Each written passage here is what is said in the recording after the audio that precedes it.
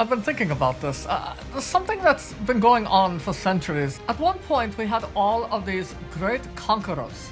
Alexander the Great, Catherine the Great, and Peter the Great, and Genghis Khan, Attila the Hun, Julius Caesar. He kicked some serious ass. Timur, also known as Tamerlane, or could be pronounced Tamerlane, which is the complete opposite of what this guy's all about. He was anything but tame.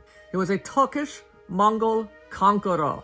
He's basically following the footsteps of Attila and Genghis.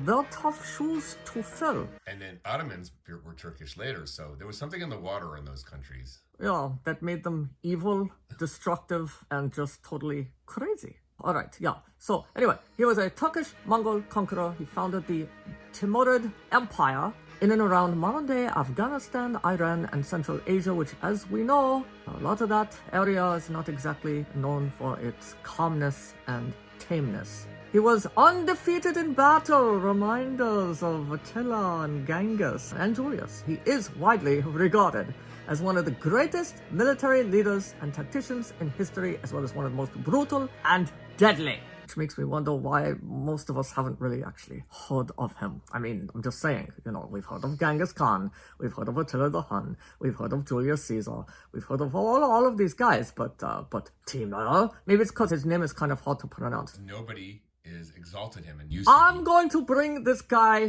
to light. I'm going to go down in history right now for bringing this guy to everybody's attention. It will be as if you conquered those countries yourself. Exactly. I will bask in the glow of reflected glory. Anyway, he was born in a Turkish and Mongol area of Transoxiana, which is now Uzbekistan. This was back in the 1320s. Maybe that's why. He's kind of reinventing the wheel here.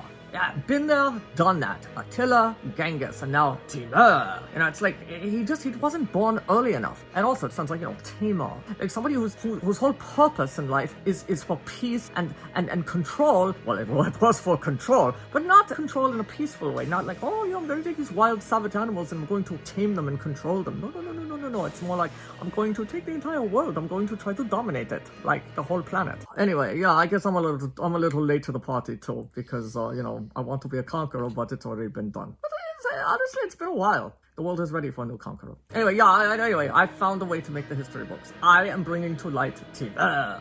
By 1370, he conquered the Chagatai Khanate, and from there he led his military campaigns across the western part, the southern part, and the central part of Asia, the Caucasus, and southern Russia. During that time, Timur defeated the Khans of the Golden Horde, that was a little token left behind by Genghis Khan, and the Mamluks of Egypt and Syria, the Sultans of India, and even the emerging Ottoman Empire. This dude was unstoppable.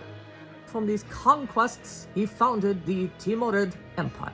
And, being so modest and humble like all the rest, he's not going to name an entire empire after himself, right? Timur was considered the last of the great nomadic conquerors of Europe and Asia. These include guys like Attila and Genghis. They were nomads. They roamed around. But it wasn't enough for them just to roam. They had to conquer everywhere they roamed to. He is believed to have shared a common ancestor with Genghis Khan on his father's side, although some have suggested that his mother was actually the descendant of the Khan. My guess is both the mother and the father had enough crazy genes in them to each contribute to Timur emerging as yet another maniac conquering the entire freaking world.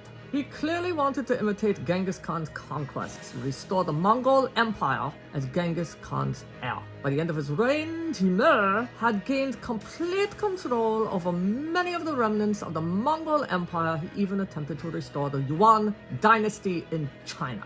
Timur's armies, like Attila's, were multi-ethnic. They were feared throughout Asia, Africa, and Europe, places where his campaigns laid waste. His military campaigns, they caused the deaths of millions of people. Once again, greatness is synonymous with how many people you kill. That's how you make the history books. Of all the areas he conquered, Khwarezm suffered the most. Well, what is Khwarezm? They're in the wrong place. That's a hotbed for ass-kicking It is. and getting one's ass kicked. Khwarezm, in this way, most definitely imitated Genghis, because Khwarezm is the place where there was tons of Genghis Khan ass kicking.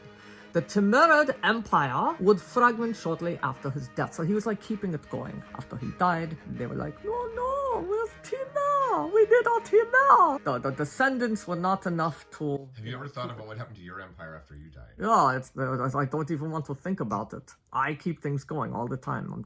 Because I'm great. I'm one of the greats, the terribles and the Impalers. So anyway, Timur was considered a great patron of art and architecture as well as education and religion. It's so funny how, they killed millions of people, but they were really good at their art, and they were really good at making buildings, and they were really good at teaching the young. Or in the case of Attila, really good at riding horses.